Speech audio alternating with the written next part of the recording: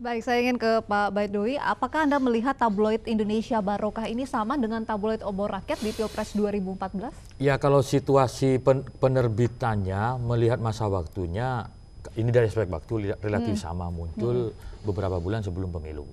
Kalau bicara konten, jelas berbeda. Kita lihat misalkan di obor rakyat, di halaman pertama ketika edisi perdana sudah langsung menyebut capres boneka. Itu kan tuduhan gitu. Terus kemudian Jokowi keturunan PKI. Kalau nggak salah ya waktu itu bisa diupdate lagi oleh teman-teman iNews. Terus juga nyebut Jokowi pro Aseng, kan kira-kira begitulah.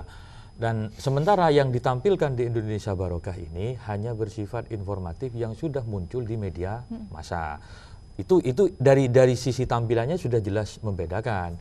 Yang berikutnya, tabloid obor rakyat jelas merupakan tabloid propaganda yang mengandung unsur pidana umum. Terbukti pengelolanya sudah berproses secara hukum dan divonis oleh pengadilan. Yang sekarang kan masih belum. Tapi lagi-lagi kami tidak ada intervensi apapun terhadap aparat penegak hukum. Silahkanlah bekerja secara profesional. Toh itu juga tidak ada kaitan dengan kami. Dan kami secara psikologis juga dirugikan. Meskipun secara penerbitan Pak Ferdinand merasa dirugikan gitu kan, karena dianggap menyerang pihak Capres 02.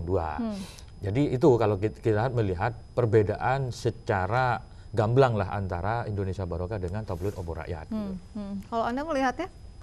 Ya, yang pasti bagi kami ini kan Bawaslu juga menyatakan ini bukan masalah kampanye, sehingga kami sekarang menyimpulkan bahwa ini memang murni ya pidana umum yang harus ditelusuri, dan bagi kami ini tidak mudah, tidak sulit untuk menelusuri ini ya, karena fakta-fakta dan informasi yang kita temukan sudah sangat mudah untuk membuka siapa di balik ini, apalagi pihak PT Pos Indonesia mengaku sampai 1,4 miliar ya biaya pengiriman yang telah dikeluarkan untuk mengirimkan tabloid ini. 1,4 miliar ini kan tentu tidak digotong-gotong oleh orang yang tidak jelas ke PT Pos Indonesia di bawah uang tunai sebesar itu. Tentu akan melalui sebuah transaksi ditransfer atau seperti apa. Kalaupun dia bawa tunai, tentu identitasnya pasti akan diterima. Jadi tidak akan sulit mengusut ini. Apabila kepolisian benar-benar melakukan penyelidikan, saya pikir 2-3 hari ini sudah akan terungkap semua dan sangat mudah untuk ditelusuri dari sumber uangnya kemana, siapa yang bertanggung jawab. Ini bukan sesuatu yang sulit lagi. Jadi kita harap sebetulnya karena ini sekarang masuknya di pidana murni, pidana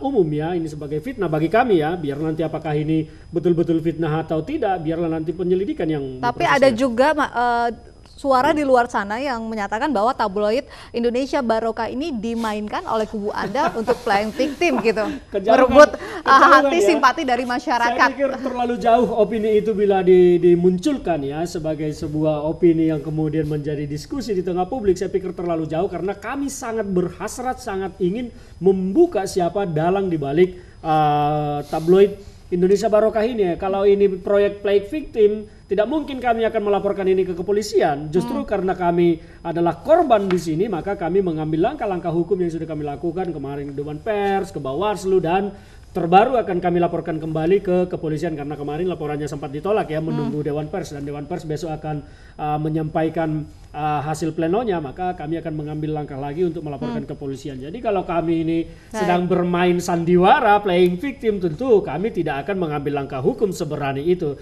Justru kami ingin membuka siapa dalangnya, maka supaya ini menjadi terang. Kita tunggu nanti seperti apa. Jadi gini, playing victim muncul dari masyarakat, ya juga tidak bisa disalahkan. Namanya orang beropini, karena punya sejarah dulu Ratna Sarumpait kan begitu gitu kan. Baik, nanti kita tunggu seperti apa dari Dewan Pers dan juga pihak kepolisian terkait dengan kasus tabloid Indonesia Barokah ini, dan juga buletin kafah yang merugikan Jokowi Ma'ruf. Terima kasih Pak Baidowi, terima kasih Bang Ferdinand dan juga Pak Imam dari Medan.